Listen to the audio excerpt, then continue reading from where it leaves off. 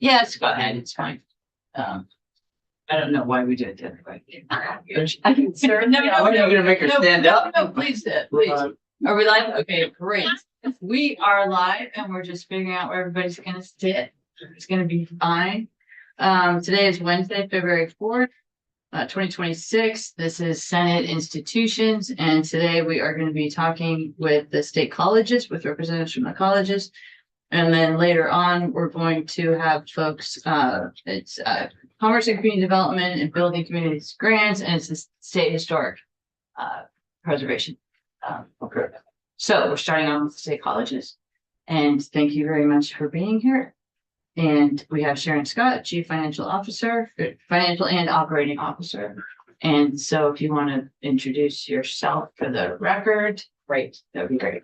Excellent. Well, thank you. Good afternoon. My name is Sharon Scott. I am the Chief Financial and Operating Officer for the Vermont State Colleges, and I'm very excited to be here with you this afternoon, talking a little bit about Section 8 of the bill, the capital bill, and telling you a little bit about the projects that you funded as part of last year's capital bill.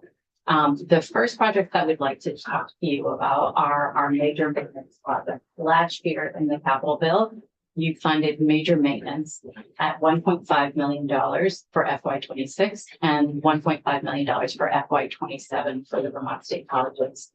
So far, year to date, we've spent $1.2 million of that $1.5 million, and we anticipate spending an additional $500,000 to $750,000. As you can tell, that's more than you allocated. And what that means is that the Vermont State Colleges will be spending institutional dollars to fund additional major maintenance. I want to point out that that's something that the Vermont State Colleges has started doing only in the last few years. In 2020 and 2021, we identified that we were not investing in ourselves. And one of the things that when we would come to this particular committee, we would be asked, and so what are you investing? Because we cannot do all of this. We know that we need to invest in ourselves as well. And so a critical activity that we have is also investing not only in major maintenance, but also in our construction projects. A handful of the projects that we have had to invest in terms of major maintenance are listed here below, but we just wanted to highlight a few of those projects for you so that you could see where your dollars have been going. So for example, building envelope is a really important activity for us. Keeping our buildings safe and secure and making sure that the exterior of our buildings are solid is really important. So for example, $250,000 was spent at Castleton to secure the roof and windows at the library. We installed new windows, we repaired the roof, we replaced the skylights, we fixed water damage, and we painted below where the roof line was peeling. And what we did by doing that is we preserved the building envelope. We also helped to fix some of the aesthetics, as one could imagine. Interior windows that are failing don't look as good. But for us, the most important thing about this is making sure that the building is safe and secure. Another project that we worked on was in Ellis Hall. I know that your committee probably hears about these. We had some bricks that were falling off of the chimney. That's a safety issue, and that's a hugely important issue for us. So we replaced and repaired the failing bricks, but we also installed a new cap and liners for that. So we addressed that safety issue, but we also addressed energy efficiency with that chimney. We also looked at pipes and piping, and for a lot of people, that's not terribly exciting. But for my maintenance staff, it's incredibly exciting.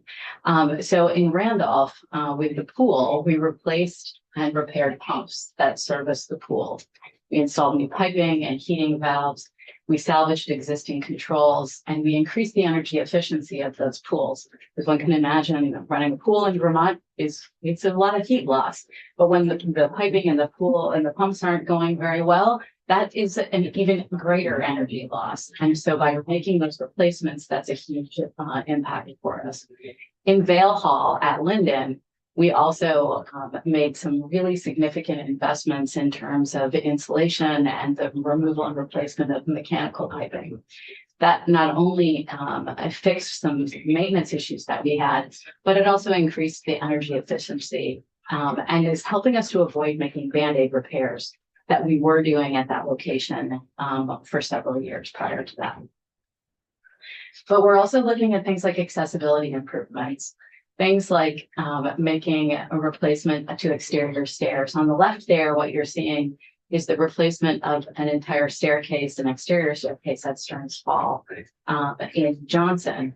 Now, exterior stairs, concrete stairs, they have to be replaced fairly frequently. They get a lot of salt usage, but it's very important for us to be able to have accessibility. There are ramps that go through there, but it's that or the people are going to go down on the grass. And so we want to make sure that people have real access to it. But we've also done things like accessibility improvements. And so one thing that we have done is we have improved the handrails in several of our buildings and made them up to code. That has allowed us to be able to not only address it from an ADA accessibility standpoint, but also to look at things from a fire code safety standpoint. So those are all improvements that you have allowed us to invest in and allows us to repeatedly invest in. Other activities that we're working on right now, as one can imagine, it's been very, very cold. You know, for those who are living in the Northeast Kingdom, this morning, apparently it was the first morning that it was less than, above 20 below for some people, and that's great. But we've had numerous water main breaks and pipe breaks. These funds have been used to help make us whole as we've made those repairs over these last several weeks. So these have been incredibly important to us. But the major project that you funded in this past year was replacing the central heating plant at Johnson. That's $1.5 million for planning work this year and $3.5 million for the implementation. As you can see on the schedule, the point that we're at right now is we are waiting for proposals. Those proposals are actually due this Friday, so we're very excited to see them come in. It's not our only project that we have going on right now, but it is one of our most critical projects that we have. Our expectation right now is that we expect that we will be able to have this project fully complete by the heating season, not for this year, but the heating season for the following year. We're working very closely with Efficiency Vermont and our partners that we will be working with. But one of the most important things for us that we're looking at this is not just looking at this in terms of a return on investment, but also looking at this in terms of how this can improve the efficiency of our operations, really looking at how we can improve the reliability of our operations, something that's been sorely lacking at this location, and really look at lowering our overall operation costs. We're not exactly sure what this is going to look like. Will it be a single central plant as we move forward? Will we be looking at individual heating at each of these individual buildings as we move forward? But we're very excited about looking and seeing what this is going to look like as we move into the future. But we will have more information when we come to see you next year. Great. Yes. And forgive me, when did the consolidation happen? 2023 was when Vermont State University launched. Okay. And did you do a complete kind of overhaul of all of the locations to see what was needed? And I, just by saying that, I think I answered my own question. And how far in advance you probably have to invest into the physical plan of each location. So we completed a master plan as part of the work that we concluded as part of the transformation efforts. As part of that work, we have identified buildings that we would like to invest in and buildings that we would potentially like to either divest ourselves of or seek potential partners to work with as we move forward, and looking at each of our locations. Now, when you say divest of or seek partner, what exactly do you mean? So, for example, one of the things that the Vermont State Colleges is doing, and if we use Johnson as a location, you may have heard that Downstreet it will be purchasing the McClelland building at the Johnson campus in order to be able to implement senior housing at that location. They have a community development block grant that they have received from ACCD as well as some congressionally designated funding, and they're working on some additional funding. And what they'll be able to do with that building is actually be able to put senior housing at that location. So that would be an example of a building that we could divest of that would offer, advantages to the community. And just on a personal note, as the executive director of the Upper Valley Aquatic Center, I'm glad you're investing in your pool. So if you need any help, Yeah. center manager. Excellent. We will keep that. We will keep that in mind. We will keep that in mind. I also want to say that this has been a long journey from 8 years ago when we were talking about shutting down campuses to where we are right now. I think it's all happened in good partnerships with you folks doing what you need to do, and then the Senate doing it as well. It does trouble me a little bit that we are spending $1.5 million a year. We're spending $66 million a year at UVM. Hate to get into that broader discussion. And so I would ask for you never to apologize for doing a great job and doing what you need to do. And also putting your big girl pants on and coming here and asking for more money if it gets to that. You guys are the front and center of helping poor Vermonters get to higher education. And there's a lot of people in this building that will swing for that. And but again, I think it's come a long ways with your leadership, your guys' leadership, as far as how you've got to this point. You've proven that you are up for the task compared to maybe some administrations in the past. And I don't want to see you guys get into a financial situation where we can allocate dollars taken from one institution that's probably done quite well and moving it to another. So thank you for what you do. Well, we appreciate all the support that you've been able to provide to us. It's been a long road, and the support has been incredibly valuable and appreciative. But I would like to be able to introduce the chancellor and have her talk a little bit about the next project. Thank you. Thank you all. So how are you? Good to see you.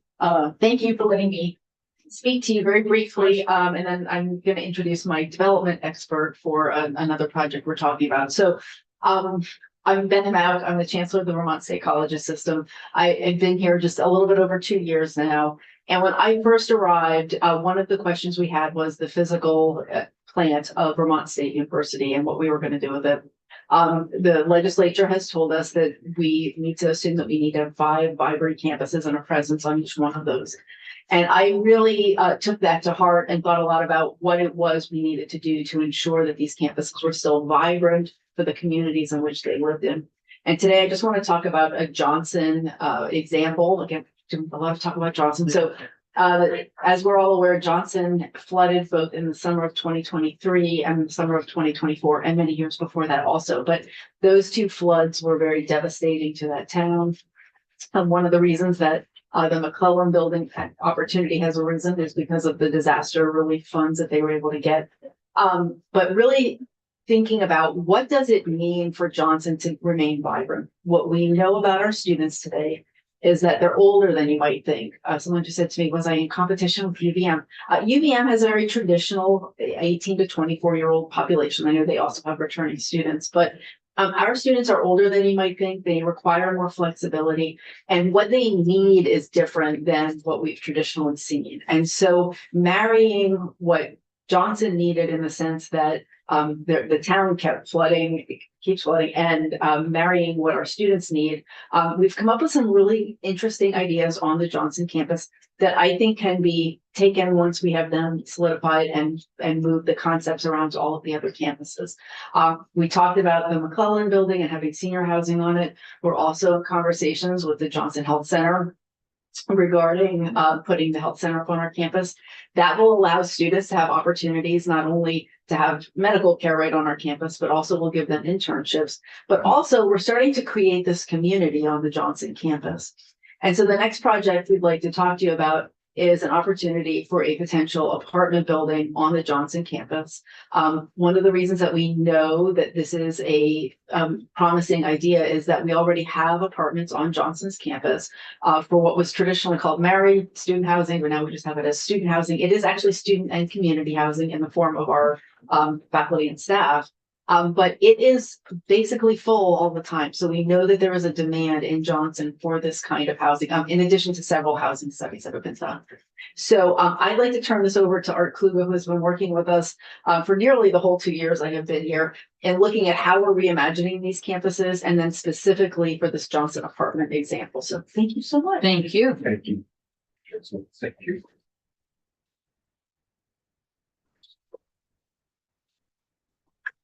Came with some handouts. Holy moly. Perfect. We're gonna go old school here for a minute.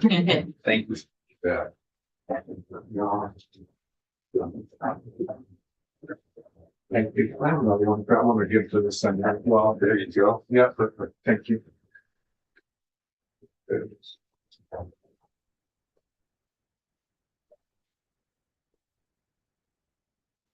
Okay, thank you. Hi. Hi. My name's Art Klugo. I'm the managing partner for Camel's Home Development Group. Have a small little practice that I support strategic clients such as Vermont State University, career in architecture, engineering, construction, real estate development.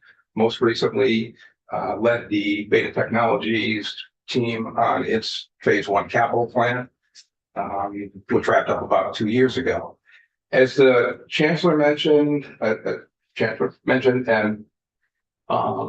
Sharon mentioned, investment is really important, and housing is a big need here in Vermont, as we all know all too well. So with that, the master plan was done. It was determined that roughly 30 to 50% of the buildings or the campuses were overbuilt. And what do we do with those facilities? How do we do that? How do we incorporate new facilities to address the student housing needs as well as faculty needs and make these campuses vibrant? One of the great things about Vermont State University is these campuses are probably some of the best real estate assets in the state. They're beautiful. Randolph, Johnson, Linden. The ability to create a community on top of a hill, if you will, that shining star, that North Star, is an opportunity that does not come along very often.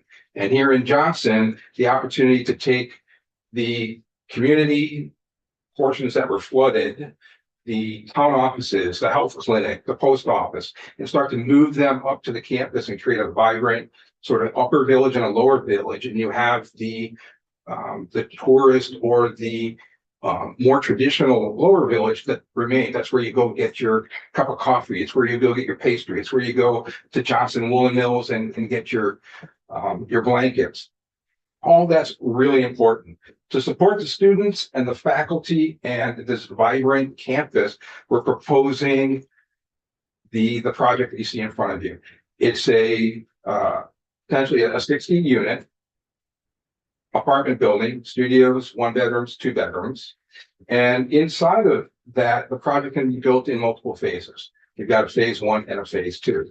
So the map that's up there on the screen, you can see the red building. That's the footprint, proposed footprint that we selected. And you say, well, why that location versus anywhere else on the campus? Housing's really expensive to build. We're trying to find ways to unlock building affordable and attainable housing. That's a parking lot. There's no site work that needs to be done. The infrastructure is in place. Let's put this housing project in a place that has access into infrastructure. It's co-located next to the campus, and you don't have to impact the environment. In fact, at the end of the day, it becomes additive because you're replacing old impervious parking lots with a brand new building that's going to be designed to impact the environment in a positive way. So you're getting the housing that more meets the needs of the student, which is now students want their education to revolve around their life. They don't want their life to revolve around education. So now we can bring this new housing here and exercise on that. The key piece to this, and the chancellor mentioned this, is the housing right across the street. So it doesn't show up here very well, but up towards the top where that number 1 is in the $1 million is the married housing. When this housing is built, the married housing then could be converted into affordable housing. This will be market rate housing. It's not intended to be 80% AMI or 50% AMI. It is for students and faculty, but it does unlock the opportunity to create housing at multiple levels. The ask here is, and I know that we're short on time. Tell me if you'd like me to step through the details of the project, or I can go to the ask and then we can work our way back. Maybe go to the ask and then we'll work our way back. Great. Yeah. So the We don't ask. want to call them So the ask here is for $1 million to support pre-planning and planning activities. And the reason for that is in order to make a housing project viable in the market, we need to be able to go out to developers and give them a shovel-ready project where costs are known and the investment that's being made, they know that it's being made with some predictability and certainty. So the money here will be to support design, permitting, planning efforts beyond what you see in front of you. The package you have in front of you is what we would call a test fit or a concept. We took that red box at the top of the page and we said, okay, will this actually work? Before we come before bodies such as yourself, we need to make sure that it works. And so that's what this does. You'll see there's some colored diagrams in there. Those show you the different configurations the building might take and the different phases. That's all great. Now we need to be able to go deeper into a full set of drawings that we can price and put a capital stack together. You know, who's going to fund what? Here, we have the ability to leverage the land, the infrastructure, and potentially with some investments from the institutions, the design fees as well, and get this planning where it needs to be to move the project forward. Can I ask a couple questions? So and I'm sorry, I don't remember this. Is there an existing, Act 250 permit or existing permit that you can modify? That would make it quicker. So the campus does have an Act 250 permit, and Sharon might know a little bit more there, but my expectation is usually the Act 250 process is lengthy when you're in a greenfield site and you have to do your habitat studies and you have to do your environmental studies. There will be some minor environmental work that will be required because it is a parking lot, but we're not impacting any of the natural habitat. In fact, what we're doing is improving it because there'll be new vegetation, there'll be new things that'll be additive rather than subtractive. Did the same thing with Beta Technologies on the campus at the airport. Really good success with Act 250. Interestingly enough, and I share this story with just about everybody, Act 250 was an easier partner than the city of South Burlington was at different points. Yeah. But everybody came around, they rallied. And I think when it has to do with housing and the need to get housing built in a timely manner, because if you take too long, those prices are only going to go in one direction. That usually when you have good conversations around a viable, needed project, I found the permitting bodies will move as fast as they need to support those efforts. Yeah. Thank you. Yes. If crystal ball, when you would see this finished? We would like it to be occupied in the summer of 27. So we would spend roughly, I think appropriations are in June. We would queue up our design teams, maybe do some pre-selection so that we could hit the ground running, have the drawings ready to go, fit in the fall, potentially do some early site work in the fall, move into the springtime with the general construction, and then have it, so we would say late summer. A project like this, which is 30 units, we could phase it in a way where maybe the whole project isn't completed right away, but we could certainly take occupancy with some of the units in late summer 27. You answered my second question, is how units. And last, I know this is from today to tomorrow, and the cost may be different, but what do you just ballpark? So the target price on this is $300 a square foot, not including land or infrastructure, because those are already there, and not including the fees, which we would hope we would be able to see some investment here. You will hear a lot of things in the marketplace. People will tell you that you can't build that for $300 a square foot. I can share with you that there are hundreds of units that have been built in the last 2 years in the city of South Burlington at that price point. The issue isn't the price point. The issue is the type of design. Is it efficient? Do you have the partners that understand how to build that type of product? Do you have the partners that understand how to design that type of product? So the embedded cost, the efficiencies are actually embedded in the design, which will allow you to get to that price. In terms of escalation, you know, we're sitting here today, typically it's 5% a year. That's what you would budget as part of the overall development price. And so the faster we can make this project happen, so the sooner we can go to bid, that's when we lock in the price. So if we can lock in the price in the fall, then we avoid the 5% escalation that might happen if we can't go to bid for the project until early 2027. Sorry, Yes, last that's okay. question. Obviously, there have been some weather issues in that area. Do you take that into account when doing a project such as this? 100%. So the model would be, it is in an, I would say, a resort area, in that it's in an elevated area, a lot of snow, a lot of weather, that we're gonna pre-select the contractors based on their experience building in an alpine environment, so that they're gonna understand what it takes to build this. We're not gonna pick somebody that doesn't know how to build in the cold. The reason we're trying to do a little bit of work in the fall is to be able to really take advantage coming out of the gates in the spring of 27 and not end up in 2 winters. What we're gonna try to do is not have to build the building during the winter. And that's where picking the right partners. 27 is ambitious. I mean, Yeah. It is, it's incredibly ambitious. it is. But it's, oh, I'm sorry. No, I mean, we're on the same It's page. good to have a Yeah. good target. Does the physical plant, the power plant or the heating plant, will it be, I'm sure it will be designed to include this? It will be, Could be. this is gonna be high, as much as the project cost will allow, this will be an energy efficient building that will keep down the need or the burden on the existing infrastructure, the electrical and the wastewater. The other advantage by building here, in terms of trying to create affordable and attainable housing, is that this campus was designed, the infrastructure was designed for how many students? 1,200 There's designed for about 500 living on campus. living on campus, and there's how many on campus? About 200. So there's, you know, over 50% capacity that's underutilized that the state of Vermont has paid for Yeah, already. So why build someplace else when we can build here and use those resources? We would design the building slightly different as the campus becomes more vibrant and it becomes more of a community than a traditional college campus. We would want to be able to segregate that building in a way that provides some optionality in the future in terms of additional investment or divestment, depending on how the university grows there. great. So you'll update the long-term plan. Correct. Nice. Now, this makes a lot of sense. And the 1 million, is that the only ask of you of the state this year?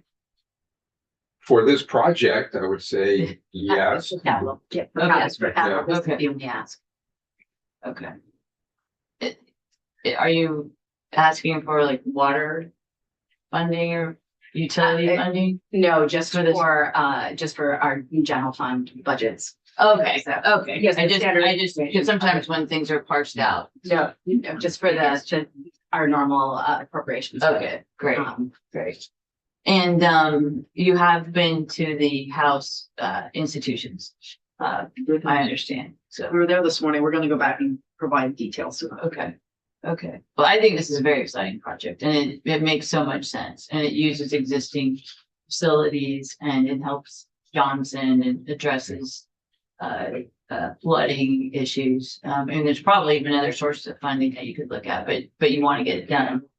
Yeah, so there'll be follow-on funding as we start to develop the funding sources. Once the drawings are done, it may include CHIP, it may include other opportunities within the state as well as outside development, opportunity zones, things like that that exist for folks that have some available capital. Wonderful. That's great. Any other questions or comments? No, we're trying Yeah, terrific. And after you go to the House, just let us know, what's happening and we may ask you to come back. Or not. But I think we have the information that we need. Excellent. Thank you. Thanks so much. Appreciate it. Good to see everyone. Thank you, Chancellor. Thank you. Thank you.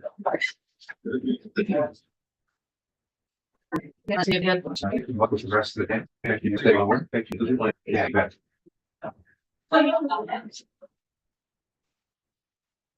Okay, there. Okay, so we'll just stay on live. Hi. Hello. Hey. People. How are you? Me too. Thank you. Yes, shut up, please. Okay, so we are already live. So we're ready for you when you're ready for us. I need a link to the, Okay, so you can show your slides. yes, please. Okay.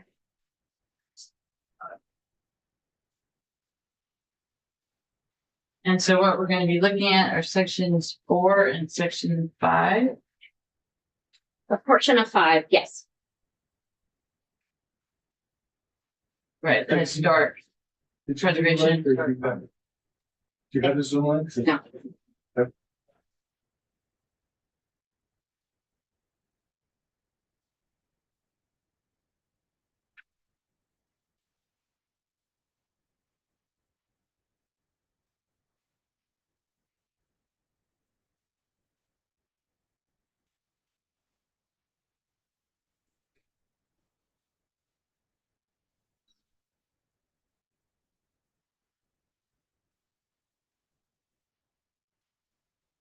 Sorry. Large. Session, session. Look towards the. Yeah. We can go up live if that's easier. Okay.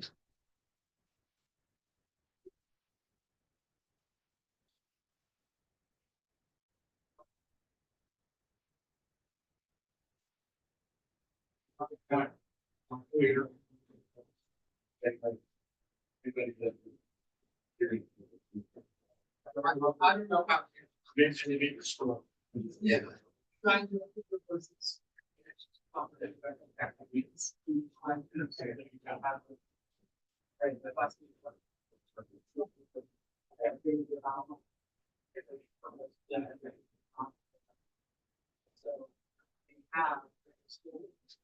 I appreciate what you said, Senator Ingles, about the state colleges. They're doing a great job. It's terrific. It was a disaster, and they turned it around, and they do educate the poor to the poor. Yeah, and just people who are just non-traditional students. Right. Yeah, Yeah, I don't want to just, yeah. no, but for low income, it's super important, and And even people higher. who can't go Yeah. all day, and they're closer to home. I And mean, different. from their college settings to their, for their, on learning, off campus, classes. Yeah. Yeah, And, and they're out of the floodplain. I was actually at that campus last year for something for the East. Yeah, I'm thinking we should put that in our field trip, on our field trip list. I was there looking at some stuff. San Gio's. I remember why I was there. Looking at the heating plant. No, we actually toured some apartments over there. Mm, Came through. It wasn't all of that. now we can't- It wasn't just all of that. No, think of the summer. I think they have conferences there. There was actually something in the summer that I wasn't able to go to. Yeah, there. it was something they were doing something. Yeah. What? Yeah, it's pretty vibrant. Yeah. Yeah, My wife graduated from oh, cool. the Johnson campus.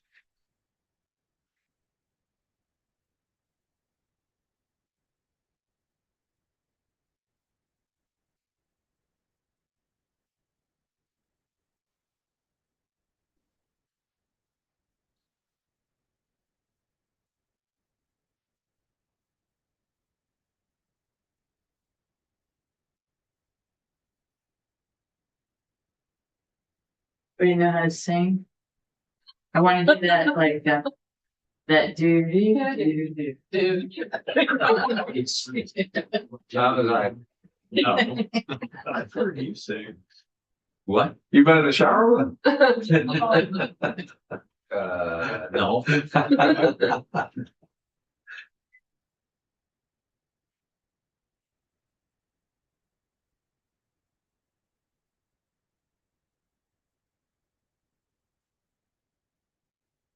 Jeez, I know.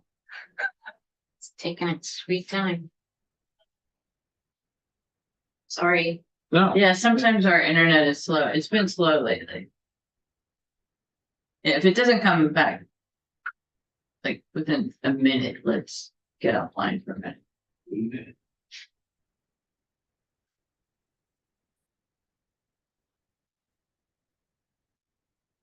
The desktop, but I can't find it. It's not showing up.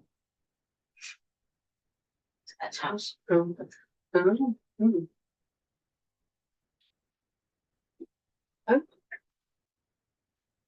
there it is. Okay, just in time.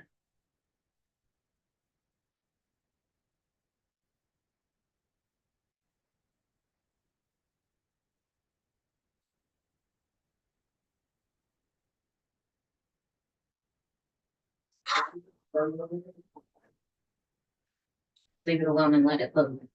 Yeah, it's like a, watch, more. Don't look at this, sorry. Right, right. Sorry. Where are those historic preservations?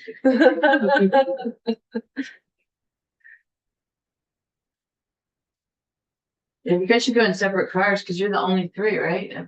You are the state's historic preservation. We did actually come in two different cuts. Okay, that's So. Still not seeing you in Zoom.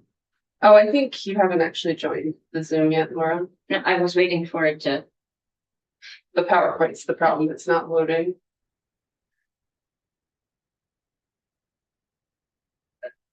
What, 26%?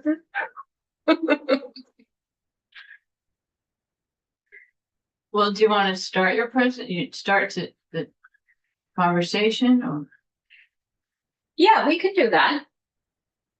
Another you can possibility is- introduce yourself? Other possibility is I have your presentations, so I could just present and you could, I did tweak it a little bit, absolutely. Yeah. however you want to try. So which?